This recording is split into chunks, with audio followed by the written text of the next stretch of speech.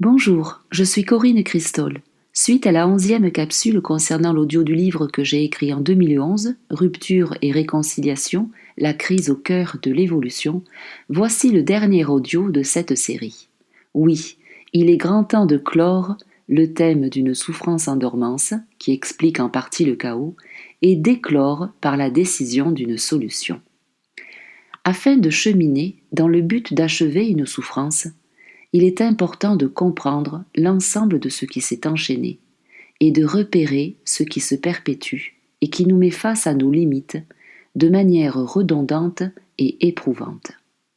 Pour ma part, malgré la vie qui se poursuit et les bonheurs que je vis, les difficultés que j'avais précisément avec ma sœur aînée et qui déteignaient sur ma relation avec ma mère ont aussi détérioré celle avec mon père et ma sœur Benjamine.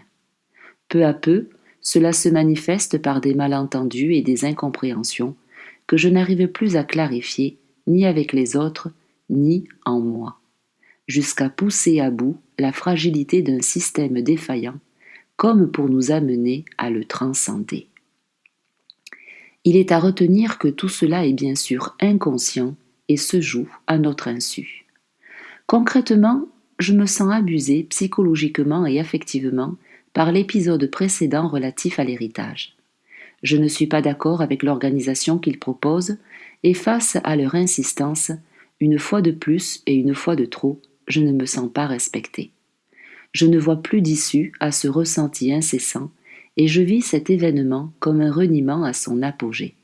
Or, ce mal-être trop souvent éprouvé m'indique clairement qu'il s'agit pour moi d'entreprendre la guérison de cette dérision.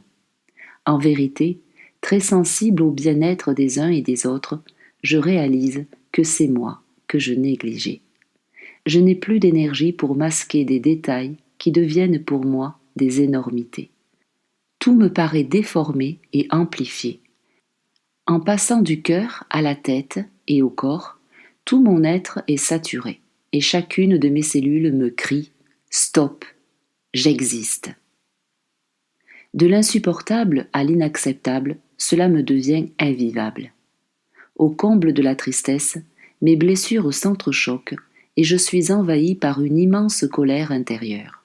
Là, j'ai compris qu'il s'agissait comme d'un ultimatum envers moi-même. Ce cercle vicieux sans fin et graduellement intense, dans lequel je m'étais piégé depuis tant d'années, devait s'arrêter une bonne fois pour toutes. Il me semble que dans ma façon de gérer les conflits, dont j'ai toujours eu horreur, je reculais à chaque fois pour mieux sauter, mais là, l'obstacle me paraissait soudain infranchissable. En ce sens, tout s'écroulait pour moi dans cette famille originelle, où à défaut de trouver ma place, mon rôle m'a paru être celui involontaire d'une éponge qui absorbe les malaises et régule les différends. J'ai l'impression d'être la soupape de sécurité de toutes les blessures de chacun et je me sens victime de leur maladresse involontaire. Du coup, je les vois comme des coupables aveugles et pour stopper ce scénario, il me vient l'envie de fuir. Sauve qui peut. Et si la rupture était ma seule délivrance? Quelle drôle d'idée que de rompre des liens sacrés, pensai-je aussitôt. Non, la famille a toujours primé pour moi, car l'amour est ma vérité absolue. Cependant, force est de constater que notre relation me fait plus de mal que de bien. Du coup, je m'aperçois, au cœur du paradoxe affectif, que c'est de l'amour-souffrance dont il s'agit. Ce mot me vient intuitivement pour nommer ce que je ressens.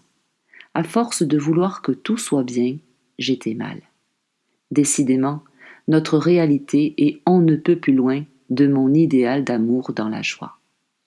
Et en même temps, j'ai toujours su au fond de moi que l'amour véritable ne fait pas souffrir. Or, j'ai besoin d'en avoir le cœur net. À ce titre, à la fois désillusionnée et déterminée, je décide de me sauver en acceptant cette idée de rupture comme étant moins pire que celle de continuer à vivre ainsi. Le fait de couper les ponts, comme on dit, m'est inconcevable, et pourtant, je sens que par cette prise de recul, je pourrais alors passer de l'autre côté du décor et éclaircir lucidement ce qui s'est assombri. Comme obligé d'en arriver malgré moi à une solution inimaginable, la rupture familiale que je redoutais tant fait que je bats en retraite comme pour renaître. J'avais tellement pris l'habitude de me mettre à la place de tout le monde que c'est mon cœur qui m'a rappelé à moi. À noter que sous la pression de mes émotions, je n'ai pas fait de dépression et je n'ai jamais pris de médicaments. C'est ma façon à moi de m'être écoutée.